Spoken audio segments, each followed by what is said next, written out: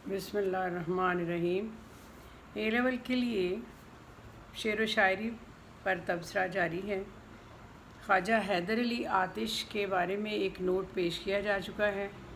आज उनकी गज़ल नंबर 1 की तशरीह पेश की जाएगी, उसको ध्यान से आप सुनिएगा। शेर नंबर 1। ये आरज़ू थी तुझे गुल के रूबरू करते, हम और बुलबुल बेताब गुफ्तगू करते।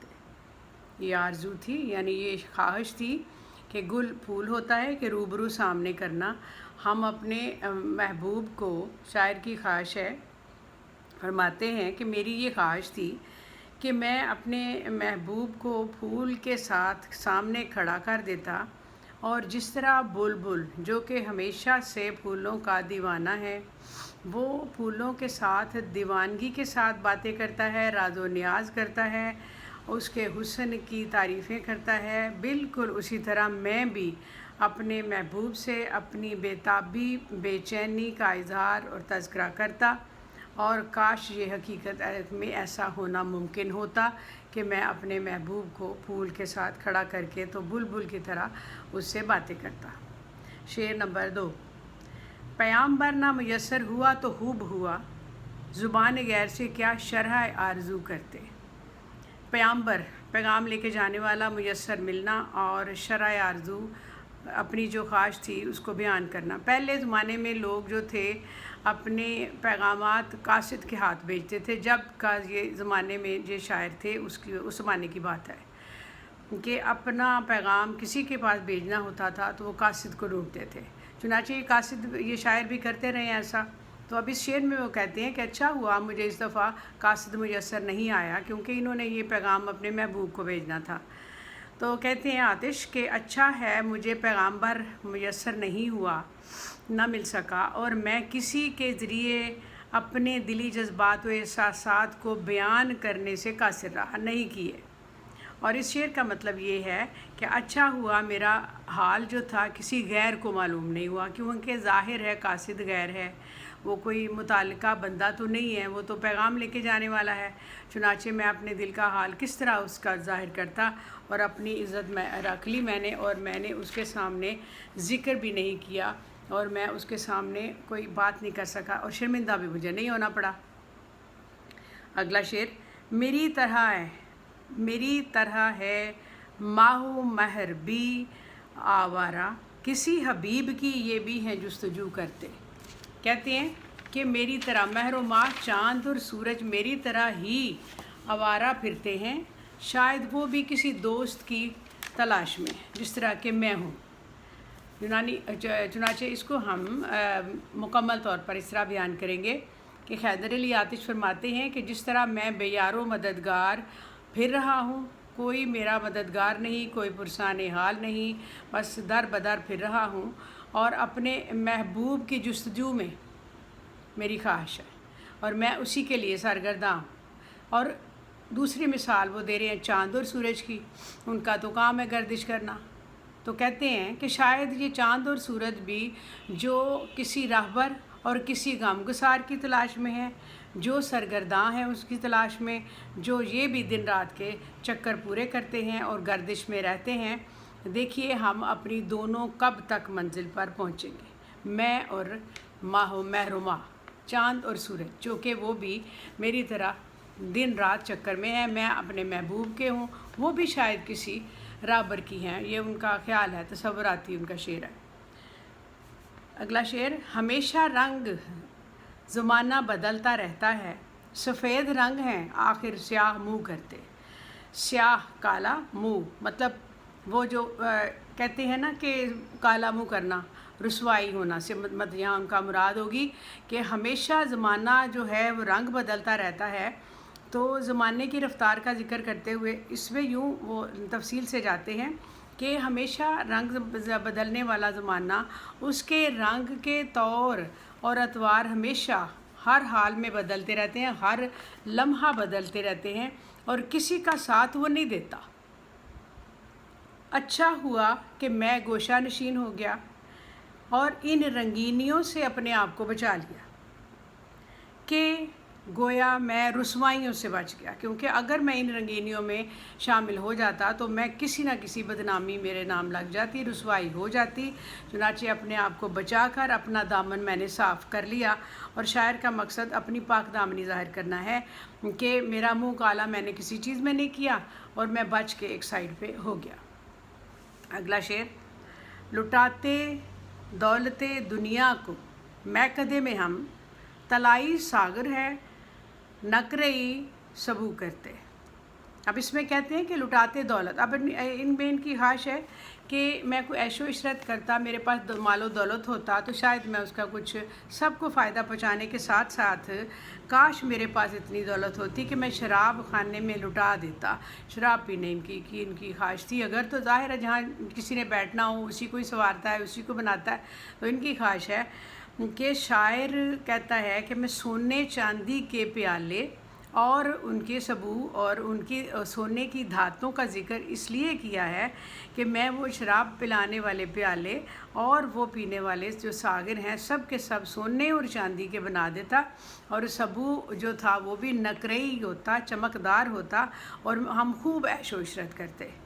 چنانچہ تمام سونا چاندی لٹانے کی ان کی خواہش یہ ہے کہ کاش میرے پاس مال و دولت ہوتا تو میں بھی کسی طرح سے آسانی آسودگی سے زندگی گزار لیتا۔ اس کی مثال وہ اس طرح دے رہے ہیں، اور شراب خانے کا اس میں وہ ذکر کر رہے ہیں، کیونکہ عام طور پر اس زمانے میں جو شاعر تھے اپنے مشاعروں میں بہت زیادہ شراب اور سبو کا ذکر کرتے۔ سبو ہر طرح سے ان کا یہی موضوع ہوتا تھا، چاہے وہ مثال کوئی اور بھی دینی ہوتی تھی، اس لیے وہ اس میں کہتے ہیں کہ میری بھی خواہش ہے کہ کاش میرے پاس اتنے زیادہ مال و دولت ہوتا کہ میں اس کو شراب خانے پر اٹھا دیتا، اور میرے سونے چاندی کے برتنوں میں ہم وہاں پر شراب پیتے۔ اگلا شعر: ہمیشہ میں نے گریباں کو چاک چاک کیا، تمام عمر رفو گر رہے رفو کرتے۔ رفو کرنا یعنی سینہ کسی چیز کو، میں اب ان کی یہ خواہش ہے کہ میرا جو پھٹا ہوا دامن تھا، میرا جو دامن پھٹا ہوا ہے اس کو میرے ہمیشہ رفو گر جو تھے، ساتھی جو تھے، اس کو سینے کی کوشش کرتے رہے۔ یعنی کہتے ہیں کہ میں نے ساری زندگی مثال مجنوں اپنے گریبان کو پھاڑ دیا، اس کو پھاڑ دیا، جس طرح گریبان چاک کرنا مجنوں کی مثال دی جاتی ہے، اسی طرح میں نے بھی کیا، اور میرے ساتھی جو تھے ہمیشہ اس کو سینے کی کوشش کرتے رہے۔ اب اس میں مثال وہ یہ دے رہے ہیں، تو کہتے ہیں کہ مقصد یہ تھا کہ میں نے ساری زندگی جو دکھ اور غم اٹھائے ہیں، میرے دوست اور ساتھی میرے غم گسار وہ میرے دکھوں کا مداوع کرتے رہے، اور میری تمام مشکلات کو دور کرنے کے لیے میرے پاس موجود رہے۔ یعنی تمام عمر رہے رفو کرتے کہ وہ میری ساری مشکلات و مصیبتوں کو دور کرنے کے لیے میرے ساتھی میرے ساتھ موجود رہے۔ اگلا: جو دیکھتے تیری زلف زنجیر زلف کا عالم، اسیر ہونے کی آزاد آرزو کرتے۔ اب یہ محبوب کے جو دراز بال ہیں، زلف ہوتی ہے بال، زنجیر اس کی چین ظاہر ہے، تو اس شعر میں آتش اپنے محبوب کی خوبصورت زلفوں کا ذکر کرتے ہیں۔ کہتے ہیں کہ آپ میرے محبوب کو دیکھیں، اتنا خوبصورت ہے، اس کے بال کھاتے ہوئے بالوں کا میں تو عاشق ہوں، اور چاہتا ہوں کہ جو اس کو دیکھتا ہے، جو دیکھے وہ بھی اس کا اسی طرح سے اسیر ہو جائے گا، اس کا قیدی ہو جائے گا، اس کی خوبصورتی کے جال میں پھنس جائے گا، اور وہ بال کھاتے ہوئے بالوں کا عاشق ہو جائے گا۔ چاہتا ہے کہ وہ بھی شاعر چاہتا ہے کہ وہ بھی اس خوبصورت محبوب سے محبت کرے، اور اس کے عشق میں گرفتار ہو جائے، یعنی جو اس کی زلف کی زنجیر کو دیکھے اس کا قیدی ہو جائے گا، یہ اس کا مطلب ہے۔ مختصراً بیان ہوگا، آگے چلتے ہیں کہ بیاض گردن جانا کو صبح کہتے جو ہم، ستارہ شہری تکمہ گلو کرتے۔ تکمہ گلو ہوتا ہے بٹن جو کہ گلے کے اوپر لگایا جاتا ہے۔ بیاض گردن کی سفیدی، اجلا پن، ویسے بیاض تو معنی اور بھی ہوتا ہے لیکن اس میں اجلا پن ہے، صبح کہتے جو ہم اس کو۔ اب اس میں انہوں نے ایک مثال اس طرح سے دی ہے کہ اپنے محبوب کی خوبصورتی اور حسن کو بیان کرتے ہوئے کہتے ہیں کہ محبوب کی گوری رنگت اور گلاب جیسے عارض وہ ایسے ہیں کہ میں محبوب کی گردن کو اتنی اجلی اور خوبصورت ہے کہ وہ اس کی سفیدی میں صبح کا گمان ہوتا ہے، اور نوید صبح دینے والا ستارہ جو صبح کا ستارہ ہے اسی طرح ہوتا ہے جیسے محبوب کے گلے کے اوپر لگا ہوا بٹن۔ مقصد یہ ہے کہ محبوب کے حسن و جمال کا جواب نہیں، وہ مکمل طور پر روشن صبح و ستارے کی طرح سے ہے، یعنی وہ خوبصورت گردن کے اوپر جو بٹن لگا ہوا ہے تو وہ یہی ہے کہ وہ ایک آسمان کی طرح چمکدار ہے، اور اس کے ساتھ جو ستارہ ہے وہ بٹن لگا ہوا ہے، اور وہ یہی کہہ رہے ہیں کہ خوبصورت گردن ان کی سفید اور اس کے اوپر گلے کے اوپر بٹن لگا ہوا۔ آگے چلتے ہیں۔ یہ کعبے سے نہیں بے وجہ نسبت رخ یار، یہ بے سبب نہیں مردے کو قبلہ رو کرتے۔ اس کا مطلب یہ ہے کہ جس طرح سے جب انسان کا انتقال ہو جاتا ہے تو اس کا رخ قبلے کی جانب کرتے، تو کیوں کرتے؟